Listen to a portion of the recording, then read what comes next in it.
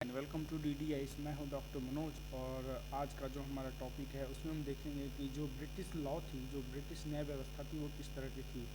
Right, detail से तो काफ़ी कुछ आपको जानने को मिलेगा कि जो ब्रिटिश जब भारत में आए तो किस तरह से अपने पाँव फैलाने शुरू कर दिए थे, और पाँव फैलाने के साथ ही जैसे जैसे उन्होंने अपने राज को बढ़ाना शुरू किया, अपना विस्तार शुरू किया, उसको धीरे धीरे एक अच्छे ऑफिसर्स की भी ज़रूरत पड़ने लगी, जिसके चलते क्या हुआ, उन्होंने एजुकेशन पॉलिसी भी लेके आए। पढ़े लिखे आदमी की ज़रूरत हुई, जिसके चलते उन्होंने एजुकेशन पॉलिसी भी लेके आए। और साथ में क्या किया, उन्होंने देखा कि जो भारत की न्याय व्यवस्था है वो बहुत पुरानी है और बहुत ही अजीब गरीब है। तो उसको देखते हुए जो ब्रिटिश न्याय व्यवस्था है उसको इन्होंने यहाँ पे चेंज करने का और काफ़ी हद तक सुधार करने का भी काम किया। तो इसमें हम देखेंगे, एक तो सबसे पहले ब्रिटिश से पहले देखेंगे, ब्रिटिश आने से पहले हमारा जो न्याय व्यवस्था था किस तरह का था, और दूसरा देखेंगे कि ब्रिटिश के समय न्याय व्यवस्था किस तरह का रहा। राइट, तो आइए देखते हैं। ब्रिटिश पूर्व देखें, ठीक है। बिफोर इंग्लिश देखें तो यहाँ पे दो दो गुट में था। जो यहाँ का समाज था हिंदू मुस्लिम में बटा हुआ था, जो ऑलरेडी हम जानते ही है, जो हमारे लिए एक कलंक के रूप में देखा जा सकता है। अभी तक इसकी प्रॉब्लम्स देखी जा सकती है। तो बिफोर इंग्लिश जो हिंदू मुस्लिम था, वो जो हिंदू की बात करें वो पुराण धर्मशास्त्र के आधार पर फैसला लेता था। मतलब कोई कानून नहीं था, किसी तरह की कानून नहीं होती थी कि ये किस तरह से अगर कोई प्रॉब्लम आई तो उसको कैसा सॉल्यूशन होना चाहिए। तो धर्म पुराण के आधार पर ही इसका फैसला लिया जाता था। और जो मुस्लिम था उसमें भी सेम था। मुस्लिम में अगर हम बात करें तो कुरान और हदीस के आधार पर इसका फैसला लिया जाता है। तो कहा जा सकता है कि जो भारत की जो परंपरागत न्याय व्यवस्था थी वो बहुत ही पिछड़ा था, और कानून का शासन नहीं था, मनमर्जी थी। जो राजा जिसको जो चाहता था वो सज़ा दे सकता था। तो ये कहीं ना कहीं कहा जा सकता है कि इस तरह की एक विडम्बना थी हमारे भारत के अंदर। लेकिन जैसे ही ब्रिटिश आते हैं उनको ये सब सारी चीज़ें पता लगता है। एलीट क्लास होते हैं ब्रिटिश, राइट। यूरोप में जो रेनेसांस होता है, उसके बाद क्या होता है कि बहुत सारे मध्यम वर्ग बुद्धिजीवी क्लास का उदय होता है, जिससे क्या होता है कि उनको ये चीज़ें समझ लगती है कि जो परंपरागत पिछड़ा कानून का शासन है, जिसकी मनमर्जी चलती है, वो यहाँ पे चलने वाला नहीं है। इससे आप एक अच्छे राज्य की नींव नहीं रख सकते। तो इसके साथ ही उन्होंने, ब्रिटिश ने क्या किया, कानून का शासन लाने का काम किया। विधि के समक्ष समता का बात किया, यहाँ पे कानूनों का संहितावधिकरण किया। न्यायाधीशों का परीक्षण किया। राइट, न्यायाधीश की नियुक्ति की गई, उसमें क्या किया गया, जो उसकी परीक्षा होती है उसके एग्जामिनेशन लेके फिर उसको अपॉइंट किए गए। जो खुले में कोर्ट और बहस की बात चली गई कि खुले में कोर्ट और बहस होंगे। कोर्ट में जो है आज के समय में जो आप देखते हो कि बहुत सारे लोग बैठे होते हैं और उसकी बहस चलती रहती है, वो कहीं ना कहीं ब्रिटिश की देन है। साक्ष्य के आधार पर फैसला लिए जाने का बात यहाँ पे ब्रिटिश करने लगे। स्ट्रॉन्ग प्रशासनिक व्यवस्था का भी ब्रिटिश ने यहाँ पे विकास किया। तो कहा जा सकता है कि इतनी सारी चीज़ें ब्रिटिश लेके आए भारत के न्याय व्यवस्था में।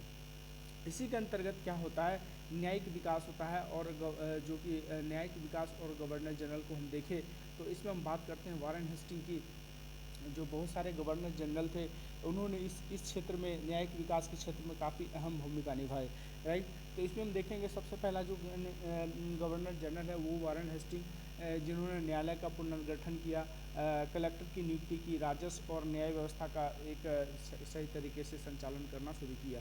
न्यायालय के पुनर्गठन की बात करें तो इसमें अपीलीय न्यायालय, जो कि सदर दीवानी और सजन निजामत कहा जा सकता है, इसके अंतर्गत आता था। जिला के अंदर जिला दीवानी और जिला फौजदारी आता था, और नीचे परंपरागत तरीके से जो पहले चला आता था वो चल रहा था। तो ये प्रीलिम्स में काफ़ी बार क्वेश्चन पूछा जा चुका है, तो आप इसे रट्टा मार लेना। आप 2-4 बार पढ़ोगे, जब इसे नोट्स बनाओगे तो आपको पता लग जाएगा। राइट, तो वारेन हेस्टिंग ने क्या किया, न्यायालयों का पुनर्गठन किया, कलेक्टरों की नियुक्ति लाना शुरू किया, अपना राजस्व और न्याय पे काम किया। अपीलीय न्यायालय के अंतर्गत सदर दीवानी और सदर निजामत आता था।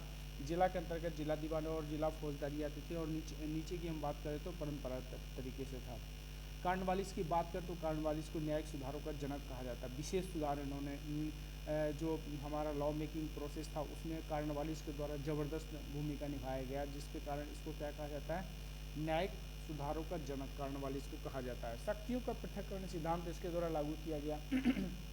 शक्तियों का पृथक्करण सिद्धांत ये क्या होता है कि जैसे पहले एक ही राजा के पास सारी शक्तियाँ होती थी, इन्होंने इसको ख़त्म किया और ख़त्म करके क्या किया, जो शक्तियों का पृथक्करण, जो अलग अलग शक्ति होते थे उसको एक शक्ति देके पृथक्करण किया, अलग अलग शक्ति बांट दिया गया, राइट।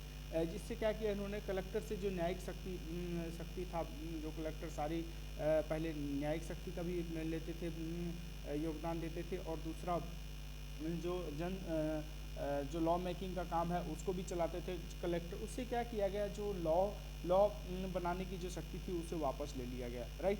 तो कॉर्नवालिस के द्वारा क्या किया, शक्तियों का पृथक्करण सिद्धांत लागू किया गया, जिसके अंतर्गत क्या किया गया, कलेक्टर से न्यायिक शक्ति वापस ले लिया गया। कॉर्नवालिस कोड जिसको संहिताबद्धीकरण भी कहा जाता है, इनका ये भी लाया गया कॉर्नवालिस के द्वारा। न्यायालयों का पुनर्गठन किया गया। जो न्यायालय इधर अपीलीय न्यायालय, जिला दिवाली, ये सब न्यायालय अलग अलग थे, इन्होंने क्या किया, इनका पुनर्गठन किया। इन पुनर्गठन के अंतर्गत दो भागों में बांट दिया। एक तो दीवानी न्यायालय और दूसरा फौजदारी न्यायालय। दीवानी न्यायालय के अंतर्गत हम बात करते हैं सदर दीवानी, जिसकी काउंसिल कलकत्ता में बना। सदर दीवानी की जो कि 5,000 रुपये प्रवेशी काउंसिल के रूप में यहाँ पे दिया जाता था। सदर दीवानी कलकत्ता में स्थापित की। प्रांतीय अदालत की बात करते तो कलकत्ता, ढाका, पटना और मुर्शिदाबाद में स्थापना की, जिसमें 1,000 रुपया दिया जाता था। जिला अदालतों की बात करते हो 2,000 और मुसीब को 550 रुपये के रूप में यहाँ पे दीवानी न्यायालय के अंतर्गत देखा जा सकता है। फौजदारी न्यायालय में जिला फौजदारी समाप्त कर दी गई और भ्रमणशील न्यायालय स्थापित किया गया। सर्किट कोर्ट की स्थापना की गई यहाँ पे। तो आप इस चीज़ को याद रखना कॉर्नवालिस के द्वारा। आगे विलियम बेंटिक को बात करते तो ये सुधारवादी गवर्नर जनरल के रूप में जाना जाता है। प्रतिरोधात्मक दंड व्यवस्था समाप्त कर सुधारात्मक दंड व्यवस्था का यहाँ पे इन्होंने स्थापना किया। ब्रह्मशील न्यायालय जो पहले हुआ करते थे कॉर्नवालिस के द्वारा, उसको समाप्त करके सदर दीवानी तथा सदर निजामत कोर्ट की स्थापना की। पहली बार लॉ कमीशन की स्थापना किसके द्वारा किया गया, विलियम बेंटिक के द्वारा, जिसके अध्यक्ष लॉर्ड मैकाले बने। इम्पोर्टेंट की अगर हम बात करते तो 1833 के एक्ट के तहत है, जिसमें पहली बार कहा गया था कि धर्म, मूलवश जाति, जन्म स्थान आदि के आधार पर भारतीयों से भेदभाव नहीं किए जा सकते। तो यही जे एक कहा जा सकता है कि जो हमारा कॉन्स्टिट्यूशन था, जो जिस कॉन्स्टिट्यूशन की आज हम पूजा करते हैं, वो यहीं से बनना शुरू हो जाता है 1833 के एक्ट से। तो 1833 के एक्ट में धर्म, मूल मतलब छुआछूत की भावना को खत्म करने की बात कहा जाता है किसके द्वारा, विलियम बेंटिक के द्वारा।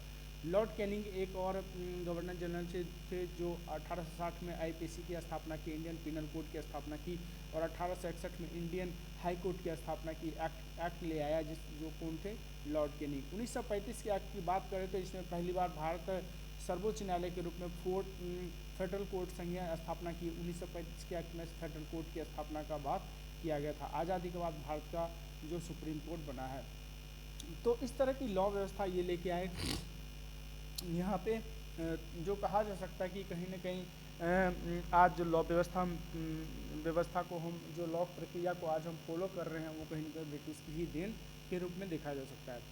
नेक्स्ट टॉपिक देखते हैं, सिविल सेवाएं। भारत में सिविल सेवा का विकास कैसे होता है, जिसकी हम तैयारी कर रहे हैं, जो सिविल सर्विस की हम तैयारी कर रहे हैं, जिसके पीछे अपने जी जान लगा रहे हैं, उसका क्या महत्व है। ब्रिटिश में जब ब्रिटिश भारत में आए तो उन्होंने देखा कि एक ब्रिटिश में क्या था कि इंग्लैंड में वहाँ पे IAS IPS वगैरह होते थे, ICS वगैरह होते थे, लेकिन भारत में इस तरह का कोई सुविधा नहीं था।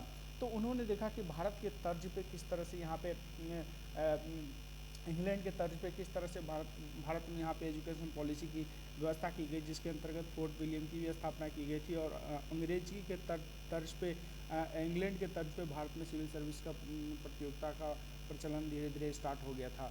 तो इसमें दो भाग में हम इसको देखेंगे। एक तो प्रत्यक्ष प्रणाली मतलब डायरेक्ट चुन लिया जाना, और दूसरा प्रतियोगिता आधारित, जो 1853 तक था उसको डायरेक्ट होता था। और प्रतियोगिता आधारित की बात करें तो 1835 से 1947 तक इस चीज़ को लाया गया। तो इसमें क्या हुआ, लॉर्ड कॉर्नवालिस के द्वारा कन्वर्टेड सिविल सर्विस का प्रारंभ किया गया, जिसका पद एवं दायित्व की जो शपथ थी वो भ्रष्टाचार मुक्त रहने का वादा, ये चीज़ दिया जाता था, भ्रष्टाचार मुक्त रहने का वादा। क्योंकि देखो ये आने का कारण क्या था, जब इंग्लैंड आए तो यहाँ पे एक हायरार्की के रूप में क्या था कि उनको हमने पढ़ा था पीछे कि रोजर फैक्टर और इस तरह के लगभग 20-22 अधिकारी थे जो इसके अंतर्गत काम करते थे। तो धीरे धीरे क्या हुआ कि कंपनी को अपना नुकसान होना शुरू हो गया और जो उनके अधिकारी थे, जो उनके गवर्नर जनरल वगैरह थे, वो सब क्या हुआ अपने पर्सनल ट्रेड को बढ़ावा देके अपना मुनाफा ज़्यादा कमाने लगे, जिससे क्या हुआ जो कंपनी था वो काफ़ी नुकसान में भी चला गया। तो कार्डवालिस के द्वारा क्या किया गया, कन्वर्टेड सिविल सर्विस का प्रारंभ किया गया, जिसमें बात करवाया गया कि जो भ्रष्टाचार मुक्त होना चाहिए यहाँ का सिविल सर्विस। ठीक है, बेलेजली के द्वारा 1800 में जो हम बात कर चुके हैं फोर्ट विलियम कॉलेज की स्थापना की गई, जिसमें सिविल सेवाओं को प्रशिक्षण देने का काम किया गया। बाद में हेलवरी कॉलेज लंदन के आधार पर यहाँ पे प्रशिक्षण दिया गया था। 1833 के एक्ट के अंतर्गत, जिसमें हम बात कर चुके, भेदभाव खत्म करने की बात की गई। प्रतियोगिता आधारित सिविल सर्विस की हम बात करें तो 1853 से 1947 के बीच, उसमें सब 1853 में सिविल सर्विस नियुक्ति के लिए प्रतियोगिता परीक्षा का नियम के लिए आयोग का गठन किया गया, जिसके अध्यक्ष मैकाले थे। तो 165 1865 के एक्ट के अंतर्गत, यहाँ पे sorry friends, Indian civil service act Macaulay के काल में सर्वप्रथम पारित हुआ, जिसके अधिकारी को नियंत्रित करने के लिए वर्तमान में भी कुछ अंश देखने को मिलते हैं। Indian civil service act Macaulay के काल में सर्वप्रथम पारित किया गया, जिसमें बात किया गया था अधिकारियों को नियंत्रण करने के लिए, जो वर्तमान में भी कुछ इसके अंश देखने को मिलते हैं। 1878 के अंतर्गत लिट्टन के द्वारा सिविल सर्विस में उम्र को क्या किया, घटाकर 19 साल कर दिया गया था,